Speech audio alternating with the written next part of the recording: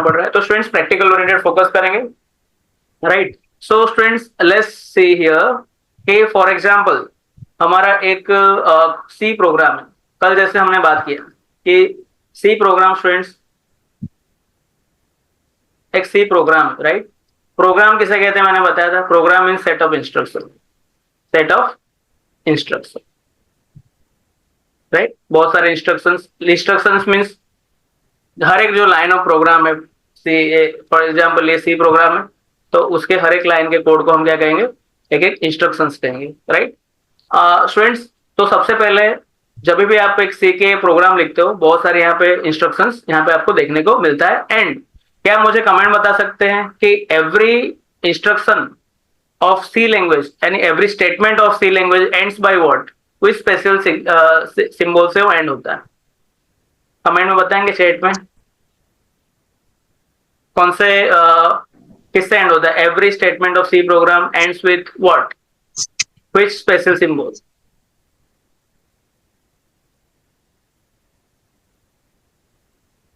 कोई कमेंट में बताएंगे?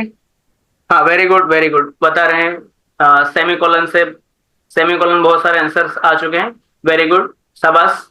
Every statement of Rishi, Dhanlaxmi, Dheeraj, Devi, Subhashree, Rakesh, very good, आज आजज, धबल, ऋषि, मानिनी, everyone gave the correct answer, right? Still people are giving semicolon is the correct answer. Since every program of means every instruction of a C program or every statement specifically ends with a special symbol that is semicolon, right?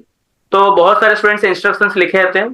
तो सबसे पहले students कल मैंने आपसे discuss किया था कि हमारे जो सी प्रोग्राम होगा हम कोई भी एडिटर का यूज करेंगे। स्टूडेंट्स एडिटर का देखो यहाँ पे स्टूडेंट्स दो चीज समझना है, एक एडिटर होता है और एक आईडी होता है।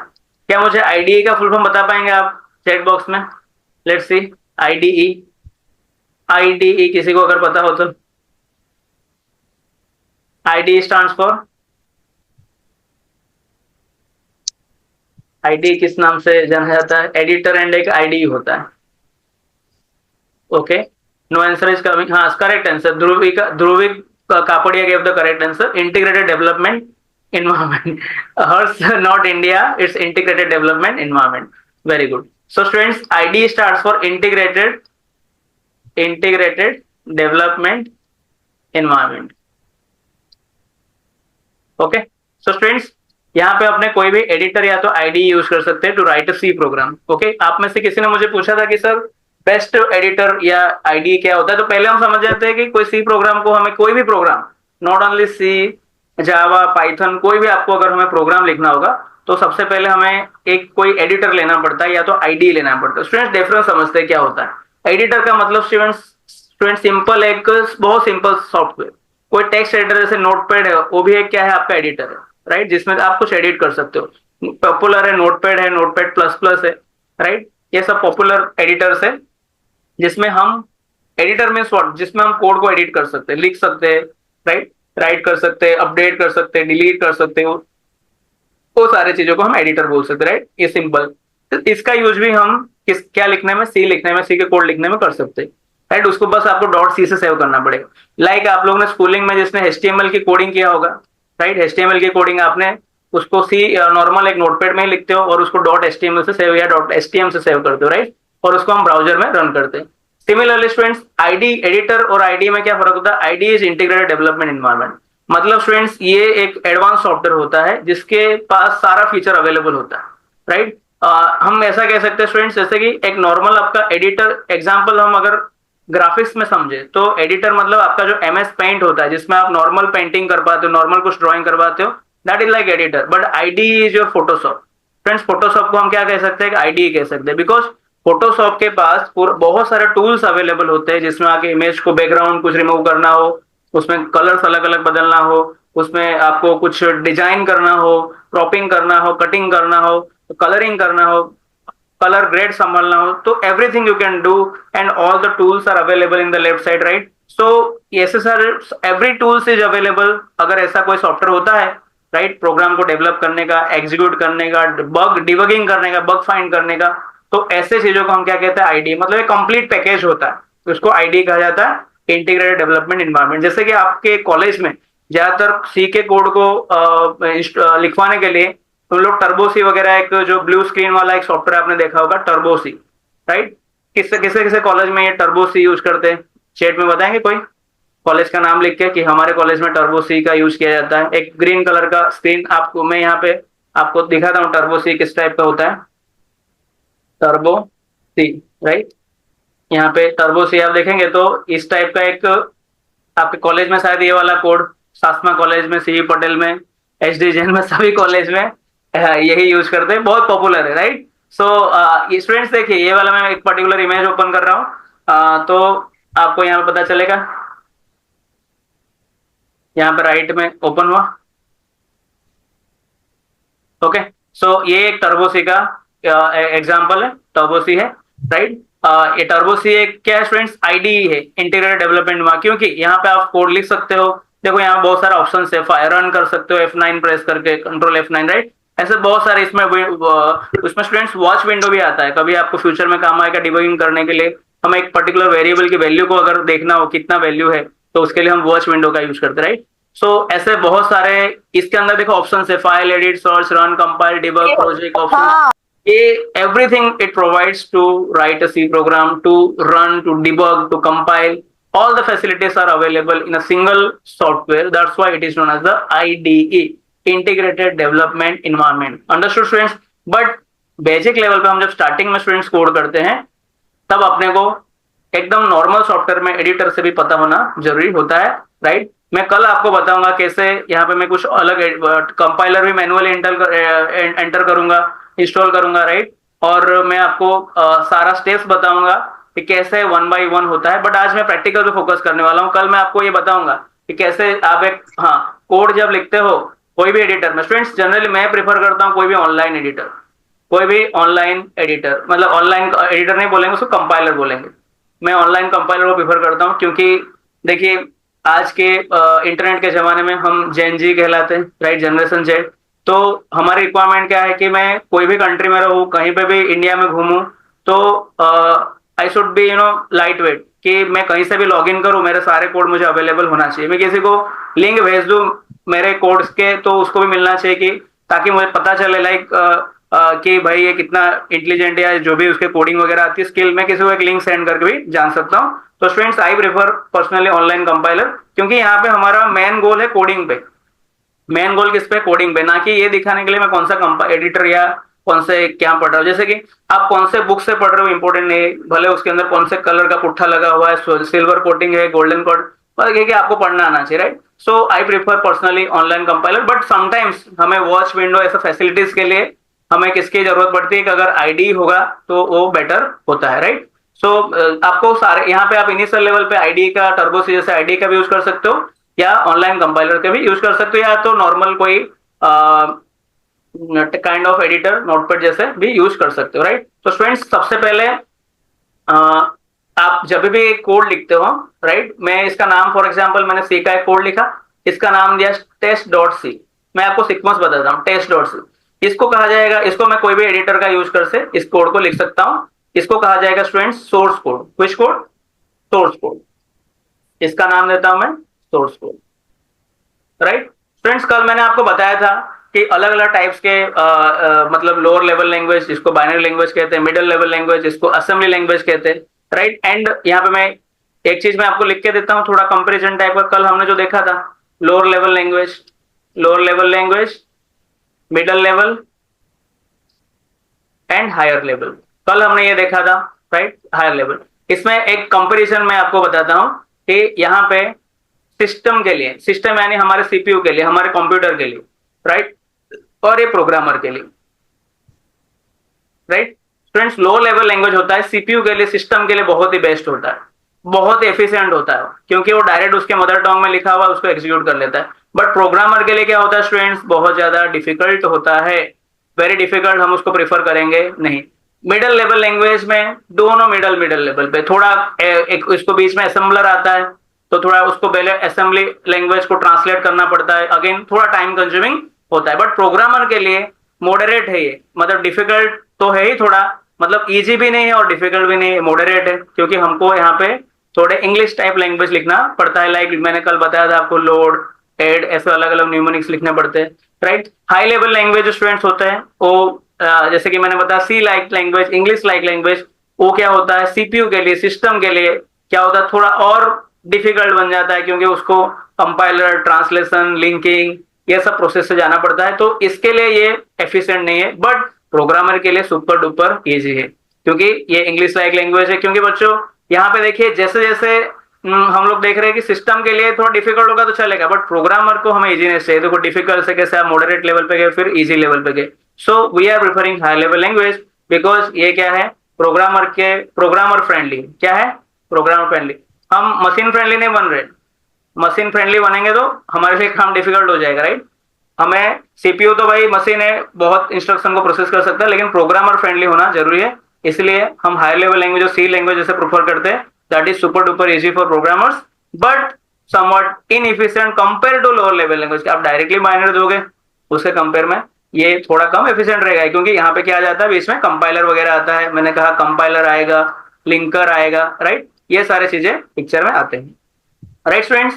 सो हम यहाँ पे डायरेक्टली यहाँ पे एक कोई भी हम जब कोड लिखते हैं स्टूडेंट्स, यहाँ पे उसको सोर्स कोड कहेंगे। मैं एक एग्जांपल लेने वाला हूँ, उसके पहले मैं आपको ये बेसिक समझाना चाहता हूँ कि पहला डायरेक्ट कोड होगा तो उसको हम सोर्स कोड कहते हैं, राइट, जो आप डायरेक्ट कोड करते हो स्टूडेंट्स। उसके बाद उस सोर्स कोड को हम एक कंपाइलर से पास करते हैं। किससे पास करते हैं? कंपाइलर। कंपाइलर पास होने के बाद स्टूडेंट्स यहाँ पे उसका एक ऑब्जेक्ट कोड जैसा बनता है, राइट, उसको हम नाम देते हैं test dot OBJ. Object code का स्टूडेंट्स फिर क्या होता है, एक लिंकर नाम का एक चीज होता है। क्या होता है? लिंकर। लिंकर से पास होने के बाद एक कोड बनता है जिसका नाम होता है EXE कोड, मतलब test dot EXE, test dot EXE। और उसके बाद स्टूडेंट्स क्या होता है, टेस्ट डॉट EXE जो एग्जीक्यूटेबल कोड होता है, जो बाइनरी फॉर्म में होता है, वो कहां पे जाता है स्टूडेंट्स? सीपीयू के पास जाता है। एंड सीपीयू क्या करता है स्टूडेंट्स? उसको एग्जीक्यूट करता है। सीपीयू उसको क्या करेगा? एग्जीक्यूशन करेगा, मतलब उसको रन करेगा वन बाय वन और वो टास्क करेगा, राइट स्टूडेंट्स। इसको बहुत एक मैं बढ़िया एग्जांपल से आपको समझाऊंगा, आपको हमेशा के लिए याद रह जाएगा, राइट। कि फॉर एग्जांपल यहाँ पे हम एक पार्टी कर रहे थे, राइट, हम एक पार्टी करने वाले, मतलब उसमें दावत देने वाले, उसमें 501 लोगों का हमने आयोजन किया है, 500 पर्सन के लिए कुछ आयोजन किया है, राइट। तो यहाँ पे फॉर एग्जांपल हम लोग स्टूडेंट्स क्या लिखते हैं, यहाँ पे मैं लिखता, यहाँ पे मैं मेरा जो वर्कर है, मेरे पास जो मतलब वर्कर है, उसको मैं कुछ सामान लाने के लिए भेज रहा हूँ, बट सपोज कि वो नेपाल का है। कहाँ का है? नेपाल का है, जिसको नेपाली भाषा समझ में आती है लिखा हुआ, बट इंग्लिश आती नहीं या हिंदी नहीं आती, राइट। तो स्टूडेंट्स मैं क्या करूंगा, मैं स्टूडेंट्स मुझे तो नेपाली नहीं आता, तो मैं इसको हिंदी में ही लिखा या तो गुजराती में लिखा। For example my mother tongue is Gujarati, तो मैंने गुजराती में लिखा। कोई कंपाइलर का यूज किया, फॉर एग्जांपल गूगल ट्रांसलेट जैसा मैंने कुछ यूज किया, राइट, ये गुजराती में है, ये किस में है? गुजराती। मेरे को आती है मैं क्या क्या लाने वाला हूँ सामान, फॉर एग्जांपल मैंने वहां पे लिखा कि भाई ये मिल्क इतना लेके आना, राइट, मैंने उसको लिखा समोसे कुछ लेके आना, बर्गर कुछ लेके आना, जो भी मैंने यहाँ पे अलग अलग मैंने उसको ऑर्डर लिखा है, but I have written that in Gujarati. मैं से लखेलू છે मैंने गुजराती में लिखा है। मैंने कुछ गूगल ट्रांसलेट का यूज किया कंपाइलर का, जिसको उसी लिस्ट को किसमें कन्वर्ट हो गया, उस लिस्ट को कन्वर्ट हो जाने वाला है इन नेपालीस, राइट, नेपाल, राइट। और लिंकर का मैं आपको बताऊंगा, ये दोनों कन्वर्ट करके लिंकर आपको जो मैं हैश इंक्लूड आप जो लिखते हैं ना, हैश इंक्लूड stdr.h, यहाँ पे उसका यूज होगा। फॉर एग्जांपल आप समझ लो कि यहाँ पे मुझे ये यूज करने के लिए गूगल ट्रांसलेट करने के बाद मुझे ये नेपाली से मिला, यहाँ पे मुझे नेपाली से मिला, मैंने कुछ और चीजों को, मैंने किसी और का भी हेल्प लिया, राइट, उसको गूगल ट्रांसलेट के साथ ग्रामरली का भी मैंने यूज किया। ग्रामरली एक सॉफ्टवेयर पता है आपको, ग्रामर को सही करके देता है। सपोज ये गूगल ट्रांसलेट है, ये ग्रामरली है, राइट, ये दोनों का यूज करके मैंने इसको किस में कन्वर्ट किया? नेपाली में कन्वर्ट किया, राइट, नेपाली में कन्वर्ट, नेपाली भाषा में ये कन्वर्ट हो चुका है। ओके, सो स्टूडेंट्स क्या यहाँ पे नेपाली में लिस्ट बन चुका है, इसमें लिखा हुआ है नेपाली में जो भी बर्गर, सैंडविच, समोसा, राइट, क्या यहाँ तक काम हो गया क्या? हाँ, नेपाली में लिस्ट बनने से काम नहीं हो जाता। उस जो मेरे नौकर है जो भी है उनको क्या करना पड़ेगा, गाड़ी लेके ये सारे चीजें लाने जाना पड़ेगा, that is nothing but execution. Here the key is execution. समझ में आया स्टूडेंट? खाली ट्रांसलेट करने पे देखो सिंपल बात है, क्या मैंने मतलब गुजराती में लिखा था, उसको ट्रांसलेट करके नेपाली में वो लिस्ट बना है अभी तक, और कुछ नहीं हुआ। टेस्ट.exe तक आने तक यही हुआ है कि लिस्ट ही बना है। आप ये मत समझना कि क्या हो गया, मतलब कंपाइल हो गया, लिंकिंग काम हो गया, मतलब सब काम रेडी हो गया। नो, यहाँ पे स्टूडेंट्स ओरिजिनल काम तो यहाँ पे सीपीयू करेगा, मतलब एग्जैक्टली वो नेपाली जो पर्सन होगा वो लिस्ट नेपाली में लेके जाएगा और एक एक सामान बाहर से अलग अलग जगह से लेके आएगा, राइट। वो तो मेन वर्क है ना, उसी को कहते हैं स्टूडेंट्स एग्जीक्यूशन या रनिंग। समझना स्टूडेंट्स, यहाँ पे बहुत लोग ऐसा समझते हैं कंपाइल हो गया मतलब काम हो गया। कंपाइल मतलब कुछ भी नहीं हुआ है, जस्ट वो ट्रांसलेट हुआ है, उसके बाद तुम्हारे काम ओरिजिनल स्टार्ट होगा। जब ट्रांसलेट होगा नेपालीस बंदे को, नेपालीस में लिखा होगा सब चीज, तब वो समझेगा ना मुझे एग्जैक्टली क्या करना है, राइट। तो ओरिजिनल प्रोसेस जो होता है एग्जीक्यूशन का काम, वन बाय वन जो लेके आएगा सामान, वो सब किस फेज में होता है, एग्जीक्यूशन फेज में होता है। तो स्टूडेंट्स आई होप आपने ये सीक्वेंस समझ जाना, ये आपके स्टूडेंट्स एग्जाम के पॉइंट ऑफ व्यू से बहुत ज्यादा इंपॉर्टेंट है, very much important this particular line.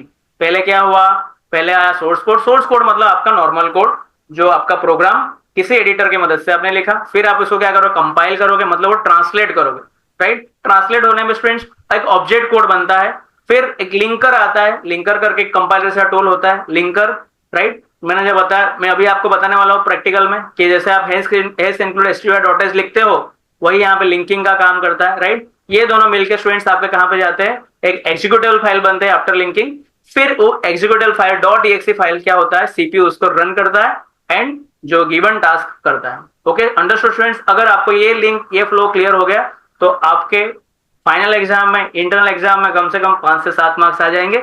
ये बार बार पूछा जाता है कि कंपाइलर क्या होता है, लिंकर क्या होता है, कौन सा फाइल कंपाइल के बाद बनता है, तो आपको बोलना है object file, .obj file. Source code का एक्सटेंशन क्या होता है, तो .c। और लिंकर के बाद का आउटपुट का फाइल जो बनता है उसका एक्सटेंशन क्या होता है, तो .exe।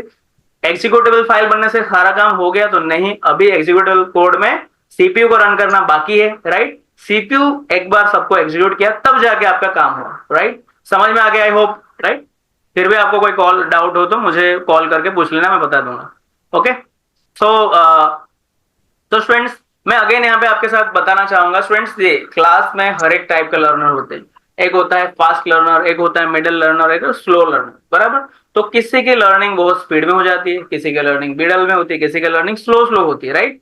तो इसका मतलब ये भी नहीं कि स्लो लर्नर खराब होते हैं, राइट। स्लो लर्नर की कैरेक्टरिस्टिक्स कैसे होते हैं ज्यादातर, कि उन लोगों को पहली बार समझ में थोड़ा लेट में आता है, लेकिन एक बार उनको समझ में आ गया तो फिर वो कभी उनके माइंड से इरेज होता नहीं है। और मैं भी इसी कैटेगरी में बिलोंग करता हूँ। मुझे कभी भी कोई कंसेप्ट में जो पहली बार ग्रास्प करता हूँ, मुझे बहुत थोड़े मेरे दोस्तों के कंपैरिजन में थोड़ा लेट में समझ में आता है, बट वंस आई अंडरस्टैंड, मैं उसको रिवाइज करता हूँ, उसको मैं पॉन्डरिंग करता हूँ, राइट, प्रैक्टिस करता हूँ, then I could remember those things, I could apply those things for a long time. मैं बहुत लंबे समय तक उसको क्या कर सकता हूँ, याद रख सकता हूँ। तो यहाँ पे भी स्टूडेंट्स जिनको नहीं पता चला, डोंट वरी, आप इसको बाद में एक बार देखना, 2 बार देखना, 3 बार देखना, you will understand the concept very well. So students I think now we are ready to jump to a C program, right. C program में जम्प करने के लिए हम तैयार है, राइट। तो इसके पहले स्टूडेंट्स मैं यहाँ पे मैं सोर्स कोड लिखूंगा, यहाँ पे आपको मैं समझाऊंगा कि क्या हो रहा है यहाँ पे, right. Students let's write A code here, for example I am writing a code here, hash include. Students आपको पता है आप सी के कोड को कैसे स्टार्ट करते हैं, stdio.h। ये स्टूडेंट्स यहाँ पे जो मैं लिख रहा हूँ ना, वैसा आपको लिखने का प्रैक्टिस करना पड़ेगा, बिकॉज एग्जाम में आपको ऐसा कोड लिखना पड़ेगा in your theoretical exam. Practical तो करोगे, ऐसा कोड आपको हार्ड कोड लिखना, मतलब पेन पेपर में कोडिंग लिखना बहुत ज्यादा जरूरी है। जैसे कि एक आर्किटेक्ट होता है, वो डायरेक्ट घर बनाना नहीं चाहता, बंगला बनाना नहीं चाहता, पहले उसको ऑन पेपर आना पड़ेगा। अगर आपको ऑन पेपर आता है कोड लिखना, then you can do wonder. आपको ऑफ पेपर लिखना मतलब सॉफ्ट कॉपी में यानी ऑनलाइन लिखना या तो कंप्यूटर में लिखना, बहुत ही सिंपल थिंग, राइट। तो ऑन पेपर कोड को पर ज्यादा फोकस कीजिए, राइट। तो मैंने हैश इंक्लूड stdio.h लिखा, हैश इंक्लूड हम conio.h भी लिखते हैं, राइट, conio.h, ओके, CONIO। फिर स्टूडेंट्स यहाँ पे मैं इंटीजर मैन फंक्शन भी लिख सकता हूँ, या तो मैं वॉइड मैन फंक्शन भी लिख सकता हूँ, ओके। यहाँ पे मैं सिंपल में यहाँ पे मैं स्टूडेंट्स क्या करने वाला हूँ, सिंपल मैं 2 नंबर का एडिशन करता हूँ। तो यहाँ पे स्टूडेंट्स ये मेरा मेन फंक्शन है, इसका बॉडी यहाँ पे ओपन हुआ, यहाँ पे मैं इसके बॉडी को क्लोज कर देता हूँ, राइट। मैंने स्टूडेंट्स ले लिया integer a equal to 10, b equal to 5 और c एक नॉर्मल वेरिएबल जिसको मैंने कुछ इनिशियलाइज किया नहीं है, राइट। तो स्टूडेंट्स फिर यहाँ पे देखो स्टूडेंट्स, जब भी मैं ऐसा करता हूं तब होता क्या है इंटरनली मेमोरी में, वो जानना बहुत ज्यादा जरूरी है। देखो बच्चे जनरली क्या करते हैं स्टूडेंट्स, ये कोड को रट्टा मार लेते हैं कि इंटरनली क्या हो रहा है उनको जरा भी पता होता नहीं, राइट। यहाँ बहुत बार हम लोग CLR SCR लिखते हैं क्लियर स्क्रीन करने के लिए कि प्रीवियस जो आउटपुट आया उसको क्लियर करना है मुझे, राइट। ये हो गया मेरा स्टूडेंट्स कौन सा सेक्शन, डिक्लेरेशन सेक्शन। इस सेक्शन को कहते हैं डिक्लेरेशन सेक्शन, राइट। ये मेरा मेन फंक्शन है। ये डिक्लेरेशन सेक्शन जहां पे हम वेरिएबल्स को डिक्लेयर कर रहे हैं, एक वेरिएबल है, बी एक वेरिएबल है, सी एक वेरिएबल है, राइट। स्टूडेंट्स देखो यहाँ पे आप जो भी देख रहे हो उनको ऐसा मत समझना मुझे तो एडिशन आता है, बहुत सिंपल प्रोग्राम है, बट मैं यहाँ बहुत सारे इन डेप्थ चीजें बात करने वाला हूँ जो शायद आपको पहले पता ना हो, राइट। तो यहाँ पे स्टूडेंट्स, यहाँ पे मैंने लिया एंड अगेन मैं यहाँ पे क्या लिख रहा हूँ, c equal to, suppose I am writing here c equal to a plus b, right. Students ये लिखा तो आपको पता है स्टूडेंट्स यहाँ पे ना ये कैसे काम करता है, इस डायरेक्शन में काम करता है। इसको आप ऐसा समझना, जब भी आप इक्वल टू समझ रहे हैं ना, 10 मिनट में एंड होने वाला है मीटिंग हमारा, right. C equal to a plus b, तो सी ये समझना c arrow a plus b, right. Student c, इसको आपको इस इक्वल टू को आपको क्या समझना है, ये समझना है, राइट। मतलब ये कैसे करता है काम, राइट टू लेफ्ट, मतलब ए प्लस बी समेशन होता है और उसका आंसर कहां स्टोर होता है, सी के अंदर। नॉर्मल मैथ्स में हम लेफ्ट टू राइट थिंकिंग करते हैं, but here right to left होता है, मतलब ए प्लस बी समेशन होगा, उसका आंसर कहां स्टोर होगा, सी के अंदर स्टोर होगा, राइट। फिर हम प्रिंट एफ लिखते हैं कि सी के वैल्यू को प्रिंट करने के लिए प्रिंट एफ, यहाँ पे स्टूडेंट्स ओपन ब्रैकेट, ओपन का क्या होगा, क्लोजिंग में होगा, परसेंटेज डी, डी का मतलब होता है स्टूडेंट डेसिमल इंटीजर नंबर को प्रिंट करने के लिए परसेंटेज डी, कॉमा जो यहाँ पे सी की वैल्यू है इसको हम लिखते हैं। स्टूडेंट्स यहाँ पे क्या होता है, मैं आपको इस कोड को लाइन बाय लाइन समझाता हूं हो क्या रहा है। देखो एक कोड तो लिखना सबको आ जाएगा, राइट, बट क्या आपको पता है कि जब आप ऐसा लिखते हो तब इंटरनली क्या होता है, what happens internally when you right such codes, what happens internally, right. तो स्टूडेंट्स यहाँ पे देखिए, पहले आपको मैं समझाना चाहूंगा कि जब भी आप ऐसा कुछ लिखते हो कोड, राइट, ये integer a 10 b 5 c, okay. Normal students और आप में क्या अंतर होना चाहिए, क्या डिफरेंस होना चाहिए, ये आपको पता होना जरूरी है कि स्टूडेंट्स जब भी आप ऐसा लिखते हैं तो हमारे पास एक मेमोरी होता है जिसको नाम बोलते हैं RAM, random access memory. Students ये यहाँ पे पिक्चर में आना चाहिए। देखो जो एडवांस कोडर है वो कोई भी प्रोग्राम को बिना रैम को पिक्चर में लाए करेंगे ही नहीं, समझ में है। अभी तक आप अगर कोड कर रहे हो, वेरिएबल्स ले रहे हो, डिक्लेयर कर रहे हो, अगर रैम को पिक्चर में नहीं ला रहे हो, means you are lacking a very big thing, okay. क्योंकि अगर आपको इंटरनली क्या हो रहा है वो पता ही नहीं, आप अगर देखो आप अपने आप को ऑटोमोबाइल इंजीनियर कह रहे हो, मतलब जो कार के इंजीनियर कह रहे हो, लेकिन अगर आपको पता ही नहीं है कि इनसाइड इंजन कैसे काम करता है, फिर आप क्या ऑटोमोबाइल इंजीनियर। खाली आपको गाड़ी चलाना अगर अच्छा आता है तो आप इंजीनियर नहीं, आप एक ड्राइवर है, राइट। तो यहाँ पे हमें इंजीनियरिंग लेवल पे यानी डेप्थ लेवल पे जाना है कि इंटरनल कैसे वर्क हो रहा है, नहीं तो आपको बहुत सारे ऐसे चीजें होंगे आगे पॉइंटर वगैरह कंसेप्ट आएगा वो आपको समझ में आएगा नहीं। So here it is very important to know कि जब भी आप ऐसा डिक्लेयर कर रहे हो तो इंटरनली रैम में क्या होता है, ओके स्टूडेंट्स। सो पहले समझते हैं RAM generally students 4 GB 8 GB इस टाइप का आता है, ओके। तो स्टूडेंट्स यहाँ पे फॉर एग्जांपल 4 GB का रैम मान लेते हैं। 4 का मतलब था 2 पावर 2, जीबी का मतलब जीबी का मतलब था 2 पावर 30, राइट, 2 पावर 30 बाइट, यानी टोटल कितना 2 पावर 32 बाइट्स, राइट। स्टूडेंट ऐसा हम एक मेमोरी मतलब एक एड्रेस होता है, रैम मतलब इसको आप रैम समझ लो, ओके। ऐसे बहुत सारे कितने होंगे, 0 से लेके 0 1 2 डॉट डॉट डॉट ऐसे एरिया होके एरेस 2 पावर 32 माइनस 1, 0 से स्टार्ट किया तो टोटल इतना है, 0 से हम स्टार्ट करें इसलिए एक प्लेस होगा। इतने स्टूडेंट्स क्या होते हैं, बाइट्स होते हैं, एक एक बाइट है आपके, एक बाइट आपको पता है 8 बिट्स का होता है, राइट। तो स्टूडेंट्स ऐसा एक मेमोरी बनता है, क्या मेमोरी होता है, आप रैम के बिना कुछ हो नहीं सकता, राइट। आपको पता है जो भी गेम्स खेलते हो आप लोग, पबजी खेलते हो, फ्री फायर खेलते हो, पता है आपको रैम का इंपोर्टेंस क्या है। रैम अगर आपकी बड़ी साइज की होगी तो आपको बिना कोई प्रॉब्लम के आप अच्छे से खेल सकते हो, कोई लेगिंग होगा नहीं। तो रैम जो भी प्रोग्राम होता है उसको रन होने के लिए, प्रोसेस में कन्वर्ट होने के लिए रैम चाहिए, रैम में लोड होना पड़ता है students, right, you know this thing. तो ऐसा स्टूडेंट्स क्या होता है, जैसे घर का प्लॉटिंग होता है ना, प्लॉट नंबर होता है 0 1 2 3 4 से लेके इतना प्लॉट नंबर, रैम का भी नंबर होता है, ये एड्रेस बोलते हैं स्टूडेंट। आप जो नंबर सिस्टम पढ़ोगे ना उसमें हेक्साडेसिमल नंबर इसमें यूज होता है, क्योंकि बहुत बड़े बड़े नंबर्स होते हैं। 0 से 2 power 32 is very big number. आप जस्ट एक बार गूगल में 2 पावर 32 सर्च करिए, यू विल आइडेंटिफाई कि बहुत क्या है, बड़ा नंबर होता है, ओके। सो स्टूडेंट्स यहाँ पे इतना सारे जो नंबर्स है 0 1 2 3 4, यहाँ पे जब भी आप क्या करते हो a इक्वल टू 10 लिखे तो यहाँ पे से कोई भी एक, यहाँ पे मैं कुछ और ड्रॉ कर लेता हूँ 4 5, ओके। तो a इक्वल टू 10 करते हैं तब स्टूडेंट्स क्या होता है, मान लेते हैं इंटीजर 2 बाइट लेता है, मान लेते हैं कभी कभी 4 बाइट होता है, डिपेंड्स ऑन द सिस्टम। तो a क्या करेगा, कहीं पे भी आके वो 2 बाइट ले सकता है। ये जो 2 बाइट है इसका नाम क्या हो जाएगा, a हो जाएगा, राइट। ये 10 उसके अंदर स्टोर्ड होगा, क्या स्टोर होगा, 10,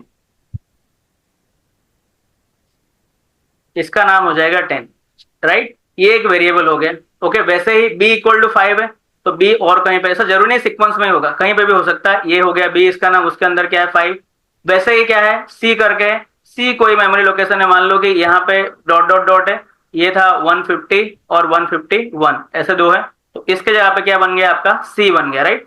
a b c, c के अंदर अभी क्या है, कुछ भी नहीं है, ब्लैंक है, राइट। तो स्टूडेंट्स ये दो दो बाइट यहाँ पे ऑक्युपाई कर रहा है, इसका 5, इसका 10, इसका c। तो स्टूडेंट्स ये जब भी आप वेरिएबल डिक्लेयर करते हो इंटरनली, ऐसा इंटीजर के लिए ऐसा 2 बाइट ऑक्युपाई हो जाते हैं, यहाँ पे 5, यहाँ पे 10, यहाँ पे c। स्टूडेंट जैसे कोई घर होता है, राइट, आपका घर, आप घर पे कुछ लोग, आपका प्लॉट नंबर भी होता है, फॉर एग्जांपल 245 प्लॉट नंबर है, कुछ लोग उसका नाम भी देते हैं, पता है, मातृ पितृ छाया ऐसा लिखा रहता है, राइट। घर के आगे मातृ पितृ छाया, देवभूमि, देव भवन, ऐसा भवन लिखा रहता है। तो देखो स्टूडेंट्स ये जो नंबर है ये किसके लिए है, म्युनिसिपालिटी, एसएमसी, ये सब के लिए यूज, लेकिन ये नंबर, ये नाम से सब लोग जानते हैं आपके घर को, मातृ पितृ छाया भवन में जाना है, राइट। बहुत सारे बार कम्युनिटी का भी नाम होता है ना, सिंधी भवन, इस टाइप का, राइट।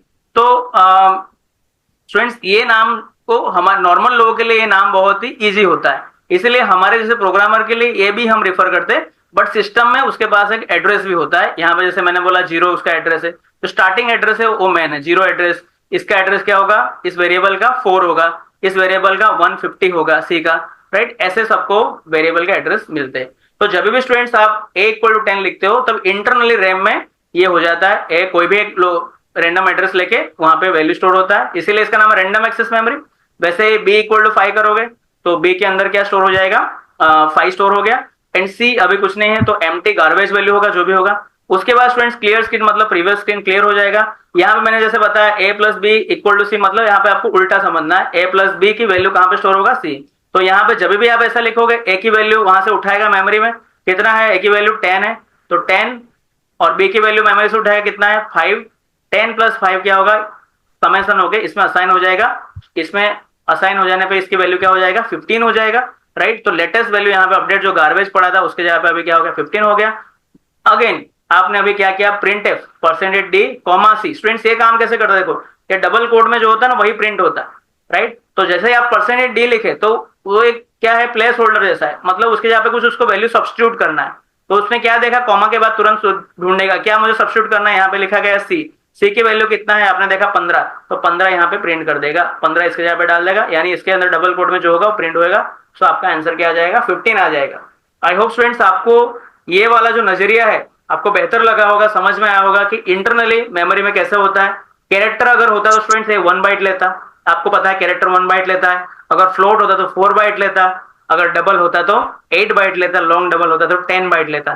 तो डिपेंडिंग करता है कौन सा टाइप ऑफ डेटा है, उस हिसाब से इसकी साइज क्या होती है, वेरिएबल की साइज वेरी करते रहती है, मतलब बदलती रहती है।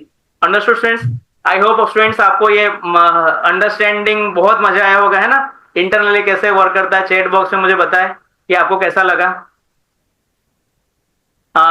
But when we give value to variable want it be initialization. Students देखो जब आप, हाँ ये इनिशियलाइजेशन हुआ ना b इक्वल टू 5 तो डायरेक्टली b इक्वल, देखो यहाँ पे इंटीजर्स जो c है ना, किसी ने पूछा है मुझे, ध्रुविक ने, कि देखो स्टूडेंट्स यहाँ पे जो इंटीजर c लिखा है that is not the declaration only, बराबर। यहाँ पे उसका इनिशियलाइजेशन नहीं हुआ, इनिशियलाइजेशन का किसका किसका हुआ है, यहाँ पे a और b का हुआ है। इनिशियलाइजेशन का मींस डिक्लेरेशन के साथ साथ जब हम उसको वैल्यू असाइन कर देते हैं in a single statement, that is known as the initialisation, right. तो यहाँ पे a और b का इनिशियलाइजेशन हुआ है, जबकि c का खाली क्या हुआ है, डिक्लेरेशन हुआ है। बट ये पूरा सेक्शन को हम क्या कहते हैं, डिक्लेरेशन सेक्शन कहते हैं, राइट।